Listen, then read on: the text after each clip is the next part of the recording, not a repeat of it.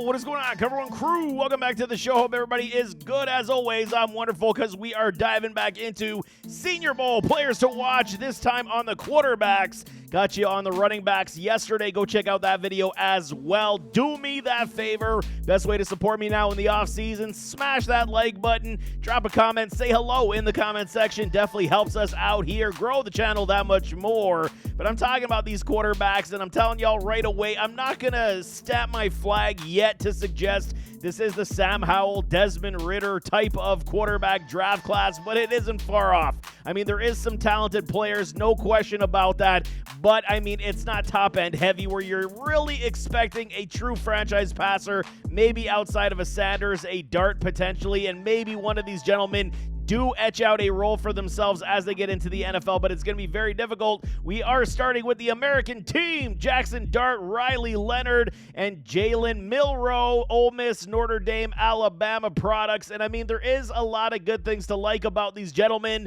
but there is some issues too as well. I will dive into those scouting reports as always as we get into the offseason, closer to draft time as well, to break down everything on their game. Here's a quick synopsis for y'all as well. Jaxson Dart, USC Ole Miss product, 6'1", 226, played in a good 45 contests, 65% completions. Very nice, man. Almost 12,000 yards passing, 81 TDs, and 27 interceptions. So right off the bat, we're talking about, Ole Miss products, and we talk about Matt Corral, and I'm not going to go so far to say Jaxson Dart is Matt Corral, but I mean, I think there is something you could work with here, but is it going to be top-end heavy? It totally depends on how he believes he can be in the NFL. It's going to be very tough for him, but he's got to progress, got to have the right system. There is things to work with without question. Ball placement is good to very good, man. I'm not even kidding about that. When he does put the ball on the line, it is there. When he puts it on the tight ropes, when he does put it, back a pylon over the middle, he does put the ball placement where it does need to be. Great touch on the ball, man, with that pass accuracy, and that's one of the things I think is a very big strength in a Jaxson Dart as well. The way that his pass release is when it is on point and it is a quick snap off the wrist, that touch pass is just gorgeous, man, when he does hit it. There are times you do see errant passes coming from him when he is trying to do too much on the touch, but in that case, when he does hit them, that pass release is on point. It is very, very good, no question, man. Leads his wide receivers on the deep balls. You see it quite a bit. So it is show me once, okay, show me twice, show me three times. Now we're talking. He definitely showed that many times where he's able to lead his wide receivers, whether it be on the slants, drags, going deep, or else putting it on a back shoulder fade. Very good stuff from a Jaxson Dart, man. He's got more than enough mobility. I'm not going to say he's a field burner by any stretch, but every quarterback coming into the NFL these days has to have some level of mobility. I do like it. I think there's more than enough for him to break the pocket, make some plays with his legs, and get into the end zone, pick up first downs. He definitely does have that ability as well.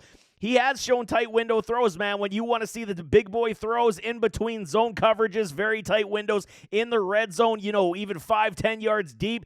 I'm telling y'all, man, he makes these throws look pretty good, man. Again, it all is determined on that, how quick he does get the ball out of his hand on that pass release, because there is a little bit of a throwing mechanic issue that I did see where he does round out his arm throwing motion a little too much, which does help, or inhibit his ability, I should say, to be throwing accurate passes down the field or, mid-range tosses. So, I mean, he will be able, at least that's a coachable trait where he can work that out with some fabulous coaching. But I mean, at 226, 6'1", he definitely is put together, stature-wise in the body frame to take some punishment. Riley Leonard, Duke product, transferred to a Notre Dame, went to the national championship and lost to the Ohio State Buckeyes. I mean, it's a good resume overall, getting to that national, to the natty. I mean, it was good. 6'3", 210. Very good size for a Riley Leonard coming in. He was measuring at 6'4.5", and they did bring him back down to 6'3". So, I mean, 210, he looks bigger than a 210 on the field. I will say that, man. He looks like he's 225 at least, and he definitely does showcase the fact that he plays bigger than even 6'3 does measure, man. 43 contests, 63.7% on the completion, 7,311 yards, 45 TDs to only 18 interceptions. So a decent stat line overall. It's just not over and abundant that we want to see. There is a lot of, potential in a Riley Leonard, but I'm not selling the farm on this guy just yet. I need to see a lot more, man. Like I said, great size and frame definitely is here for this man, and when you're looking for your quarterback anywhere from that 6'3.5" to 6'5", you're absolutely looking in his direction because they want that tall, big, strong quarterback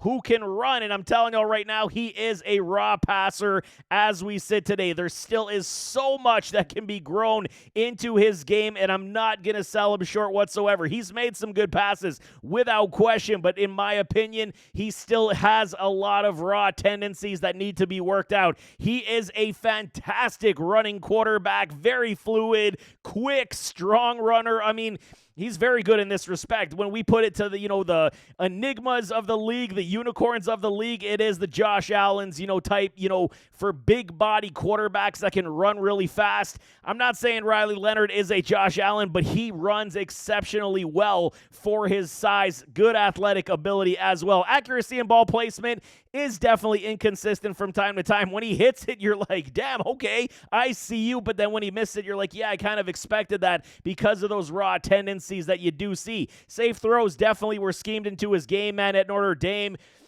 I mean, Duke, you saw him take a few more chances. Notre Dame, they kind of pulled it back a little bit, told him to play the game manager role a little bit more, take what the defense gives you, and he did it to, perfection. It's not a knock on the man. At least he's, agile enough to change with the systems and schemes. Not to say that he can't throw the football 35 times and make a lot of plays. It's just that there is raw tendencies, and I think that Notre Dame coaching staff definitely recognized that and said, throw it a little bit less, and we have better chances of winning, man. Improvement in the passing game from Duke to Notre Dame, 110%. I mean, like I'm saying, coaching matters for these young quarterbacks. All about confidence, all about the safe throws early on, and then you can, hit it over the top. We saw a great deep pass in the natty from a Leonard as well. I believe it even went for a touchdown. So he is capable of throwing the football and throwing it very well. So I'm not going to say he cannot throw the football. It just, we got to see a lot more for me to feel warm and fuzzy. And I mean, like I said, he's shown levels of that high-end flash appeal that you're looking for from your quarterback.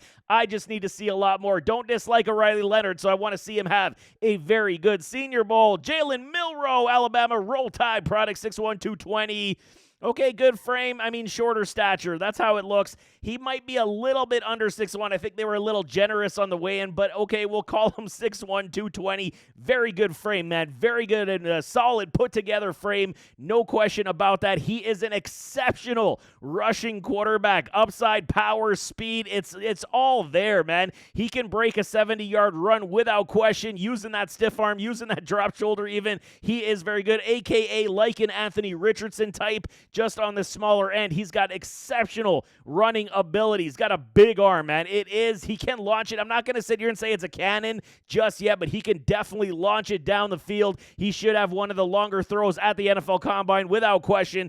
Big arm definitely does exist for a Jalen Milroe, man. He's flashed some, good ball placement excellence, and you got to credit where it's due. It's not that he's a terrible quarterback. There are still raw tendencies in him as well. He did regress this year in terms of interceptions, 2 touchdowns, and he was very inconsistent this year when asked to do a lot more. But when he does put the ball, the placement of the ball when he is on is definitely there. So you want to see the consistency in these flash plays more than you don't, and that's the biggest problem. Like we've seen with an Anthony Richardson where, the upside is out the wazoo, but it's like, can you put it together for a full 60 minutes? And that's kind of where it evades Milroe as well. I'm telling you right now, man, the accuracy, the progressions, the timing issues, I think that this can be worked out and coached up as well.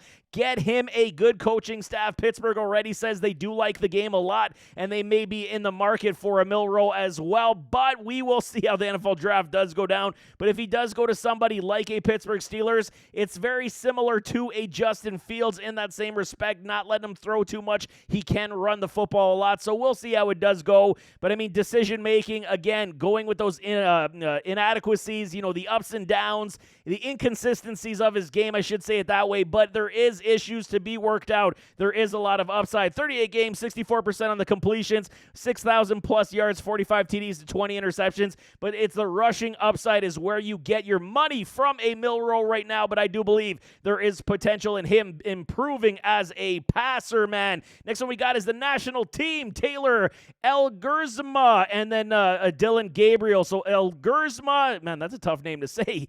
He's from Canada, from Laurier, and then Dillon Gabriel from Oregon. Very interesting. We saw Jim Nagy, the director of player personnel at the Senior Bowl, was talking up in Elgersma. I probably butcher this kid's name, but he's one definitely to watch. But let's talk about Dillon Gabriel first off. UCF, Oklahoma, Oregon, played in college football for like 12 years, should have a doctorate by now, 5'10", 202, 64 games, man, on the resume. Lots of football played for a Dillon Gabriel. Like I said, transferred to OU, then he went to Oregon, just kind of like a Bo Nix coming from an Auburn, going to Oregon. Lift up those stats that much more, make yourself draft ready. He had stats coming out the wazoo as well, 65% on the completions, 18,000 yards plus, 155 TDs, which was an FBS record, if I'm not mistaken. Check me on that one. But I mean, 32 interceptions. Massive stat line for a Dillon Gabriel. Definitely showcased what he could do this year as well in this high-powered, high-octane Oregon offense. He is undersized, 5'10". I mean, you can't say that anything otherwise, man. Under 6 feet, he's definitely going to take some hits in the NFL, circles, whether or not he's going to get drafted higher than he should. But that 5'10" is definitely going to scare a lot of teams, as well as being a lefty quarterback. No disrespect to lefty quarterbacks. We know that they're not highly coveted as well. But, I mean, we will see. We see guys still succeed in the NFL and the pros. He's got a good arm, man, whatever we want to say, lefty or righty. His arm is probably one of the better ones in this draft for me. The ball can absolutely fly, man. Rolling left, the accuracy is very good. Like I said, lefty QB, rolling left, it should work out that way, and he's very good rolling out. Accuracy definitely is on point when he is rolling left. Big boy throws definitely on film, mid-range, over the linebacker, in between the safeties. Seen this a number of times, definitely back at OU, definitely with the Ducks. You saw this many, many times. Figured his game out that much more. A lot of confidence oozing out of this man right now. Definitely a good prospect, no question. He can throw tight ropes, man, all over the field. You see it to the sidelines. You see it over the middle. You see it. He can throw what I'm saying. It's not, he doesn't look like a lefty QB, and I'm not being biased whatsoever, but I'm telling y'all, he does throw the ball exceptionally well with those tight ropes down the field, man. Solid mobility, creative, avoid rush, avoid the sacks, and he does make plays in the open field when he does take off. His rushing upside is definitely underrated in my opinion, and it should be discussed that much more. He definitely can be creative in that pocket, move out of the way, roll right or left, and still make a play. Definitely the rushing upside is here. Solid mobility. Arm strength is very good, man. He threw a record, I believe, 74 miles per hour here at the Senior Bowl. Ridiculous arm. I mean, deep shot, you don't want to say he's got a cannon, but he definitely, when you're, like I'm saying, you talk about those ropes, man, it's on film before you even see him throwing a 74 mile an hour at the Senior Bowl clock. I'm telling you, man, you go turn on the film, he's throwing ropes all over the field. It is very, very good for Dillon Gabriel. Taylor Elgersma. I mean, damn, that's a tough name. Like I said, up north, he is got great size, 6'4", 216. Lean frame, though, it is kind of one of those things, man. He could actually add another 10, 15 pounds, but it will limit him in the rushing upside without question, man. He's got a very big arm. You see him chucking that ball when you find some of his tape. He's chucking that thing down the field, and I think that's another reason why Jim Nagy definitely wanted to invite him to the Senior Bowl, showcase his talents, and say, you know, he is a quality quarterback with a lot of upside because of his natural abilities to play the position, man. He is definitely turning heads already at the Senior Bowl. A lot of teams are looking at him saying, okay, this kid can play some ball, man. And it's cool to see, no question, man. He can run, but he's not overly dangerous. Like I said, majority of quarterbacks that come out of the NFL or NFL draft now, they are more mobile. But I mean, this guy, he can take off and run, but he's not going to set the world ablaze with his rushing upside, man. Lesser competition up north, that's another question mark, man. When you're talking about playing in college football in the FBS, the SEC, you're talking about the best competition for you to develop. And I mean, What's he going to be? Is the learning curve going to be really big for him, for Taylor coming out of this? I mean, is he even going to get drafted? That's one of the things. So I think a very strong Senior Bowl for this young gentleman will definitely rise him up without question, man. He can make the pinpoint throws. You see some damn dandies. I mean, his tape is tough to find. I mean, you got to look around, but it is there. And when you do see what he does throw, I mean, even to the sideline, it's a bigger field up there, right? So you're basically throwing 50 yards, 40 yards to the sideline, whatever it is. And I mean, I'm telling you, he's making some pretty good throws up there, no question, man. And I mean, how quick is he going to learn and progress? That's the biggest question mark I got for him. It's always going to be a long shot for these guys to make it, but I mean, there are some other players that have made it from coming from Canada, so we'll see how they do pan out. But I mean, 39 games, 71% on the completions, very nice, over 10,000 passing yards, 76 TDs to only 28 interceptions. I'm very excited to see this kid continue at practice. He's been throwing pretty well, and I mean, a lot of people gushing about him already, saying there is a lot of upside, and we will see how El Gersma, I think I got it right there, is going to pan out. But there you have it. That is Senior Bowl quarterbacks. I'm going to try to get you all the wide receivers tomorrow before the game on Saturday, and then we'll see how it does pan out, man. The road to the NFL draft always starts in Mobile, and we love it.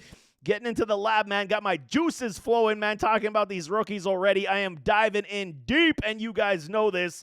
But nevertheless, as always, don't forget to hit that like button, hit that subscribe button, jump in those comments, give me your thoughts, and we'll see you next time. I am out.